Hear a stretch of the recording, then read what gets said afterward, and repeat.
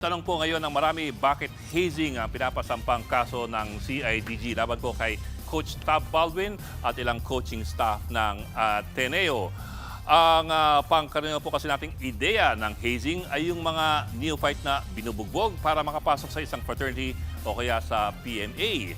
Pero malaki na po ang pinagbago ng batas doon po sa hazing. Ito po ang hindi alam ng marami. Sa unang anti-hazing law na pinasa ng Kongreso noong 1995, hindi nga po pinagbawal ang mismong hazing. Ang ginawa lamang nito ay niregulate ang hazing at ang initiation para wala na pong mapahamak o mamatay. Halimbawa, sa Section 2 ng batas na yon, no hazing or initiation rights shall be allowed without prior written notice to school authorities 7 days before the initiation. So, meron pa ring hazing or initiation, pero kailangan ipaalam sa eskwelahan. Pangalawa, kailangan may dalawang kinatawan ng eskwelahan na nandun mismo sa hazing or initiation rights. Ito ay para masiguro na walang masasaktan o mapapahamak doon po sa hazing.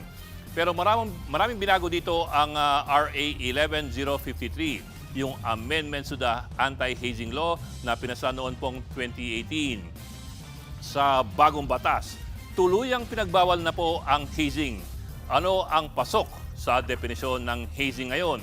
Sa bagong batas, pasok sa hazing ang physical at psychological suffering para makapasok ang isang tao sa isang grupo o para magpatuloy ang kanyang membership sa isang grupo.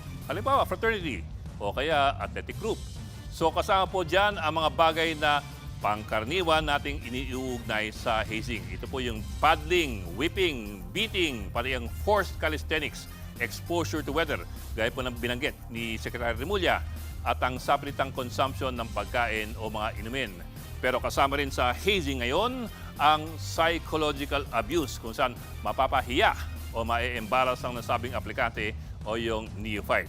So hindi lamang pisikal na paghihirap, pero pati ang mga bagay na kung saan mapapahiya po ang isang tao. Diyan pa lamang, malaki na po ang inilawak ng definisyon ng hazing ngayon. Pero eto pa pala, ang anti-hazing law ay sadyang mas maluwag sa ilang piling mga grupo kung saan kailangan daw sanayin ang kanilang katawan sa mga matitinding pagsubok.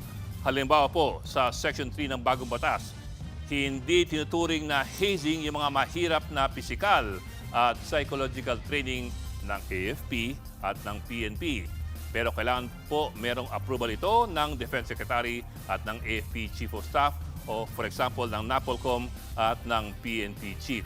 At ito po ang mahalaga sa konteksto ng nangyari kay Rene Baterbonia at kay Divine Adili. Kasama po sa exception sa hazing rule ang tinatawag na customary athletic events and similar contests and competitions basta po merong medical clearance or certificate. Iyan po yung nasa batas. So ngayon, ang tanong, pasok ba po sa kategoryang ito ang ginawang team building at training activity ng Ateneo basketball team doon po sa Aurora Province? Yan po marahil ang pagtatalunan ng matindi na magkabilang panig pagdating po ng kasong ito sa korte. Pero bakit may ganitong klaseng mga exceptions para sa mga uniformed services at yung mga atleta? Dahil daw sadyang bahagi ng training para sa mga grupong ito ang mga matinding pagsubok sa isip at sa kanilang katawan. Ang sundalo halimbawa, kailangang sanay sa pawis, puyat at paghihirap kung siya po ay sasabak sa digmaan. Ganon din para sa mga atleta kung sila po ay sasabak sa mga paligsahan at mga kompetisyon. At hindi yan mangyayari kung magrereklamo sila ng hazing sa sandaling mabilad sila sa araw o kaya'y maulanan sa gabi.